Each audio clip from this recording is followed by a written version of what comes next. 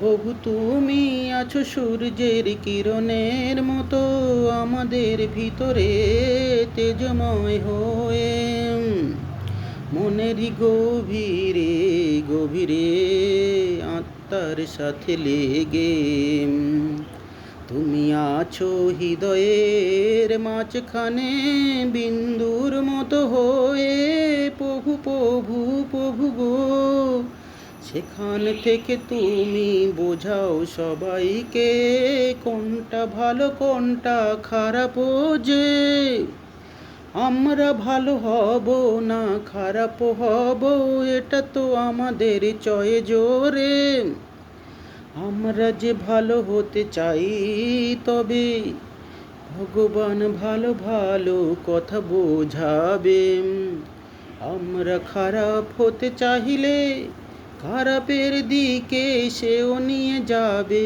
ভালো আর খারাপের সবেরই মধ্যে তুমি আছো প্রভু প্রভু, যে সকলকেই ভালো তুমি করিতে চাহ রে। খারাপ হয়তো আমাদের কর্মের জন্য রে। যখন প্রথম কেউ অন্যায় করে, যদি না তাহাকে কেউ বাহবা দেয় ওরে ওরে, তখন সে শুধরে যেতে পারে পারে।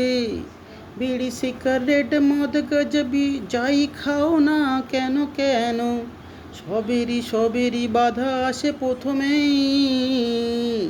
তুমি যদি মানো তবে সেই বাধা দূরে যাবে, না মানিলে পরে বাধাতে বাধাতে আরো আরো কষ্টের দিকে সরে যাবে। বাধা প্রথমে দেয় প্রভু, যদি না শোনো সেই কথা তুমি তো ডুবে ডুবে ডুবে ডুবে যাবে রে। মায়ারি মোহজাল এমনই ভাবে জড়ায়ে রেখেছে আজকাল, বুঝাতে পারি না মোরা যে কোনটা ভালো কোনটা খারাপ রে।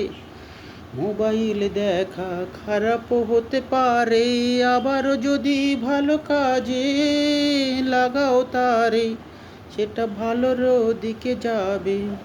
তেমনি সবার মাঝে ভালো খারাপ মিশে আছে, কোন গুণ তুমি বেছে নেবে তোমার উপরে, যে সবারই ভালো থাকো সবাইকে ভালোবাসো, সৎকর্ম করো সৎ পথে চলো, সুখে থাকো সবাই। ধর্মের নামে কোলাহল করো না, কর্মই আসল ধর্ম রে। কর্ম বিনা কিছু হয় না যে। ওম নমো নমো নারায়ণ।